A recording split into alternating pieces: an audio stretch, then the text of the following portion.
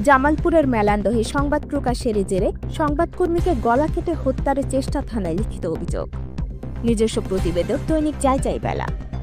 অভিযোগ সূত্রে জানা যায়, দৈনিক যাই বেলা পত্রিকা ও আইপি টেলিভিশনের জামালপুর জেলা ব্যুরো প্রধান সাহসী সাংবাদিক কামরুজ্জামান কানু বিভিন্ন সময়ে দুর্নীতির বিরুদ্ধে সংবাদ প্রকাশ করায় গত ২৭ জুন রাত আনুমানিক ৯ ঘটিকার সময় বাড়ির সামনের দোকানের উদ্দেশ্যে যাওয়ার সময় স্থানীয় চিহ্নিত সন্ত্রাসী বাহাজ উদ্দিনের ছেলে নবির উদ্দিন, আজহার উদ্দিনের ছেলে আমিনুল ইসলাম ও হাবিব সহ আরও অজ্ঞাতনামা ৪ থেকে ৫ জন কতিপয় সন্ত্রাসীদের নিয়ে গলা কেটে হত্যা করার উদ্দেশ্যে রাতের অন্ধকারে অতর্কিত হামলা চালায়।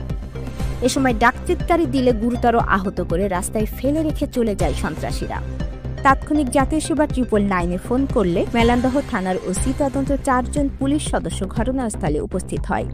এ সময় গুরুতর আহত অবস্থায় সাংবাদিক কামরুজ্জামান কানুকে মেলান্দহ উপজেলা স্বাস্থ্য কমপ্লেক্সে ভর্তি করা হয়।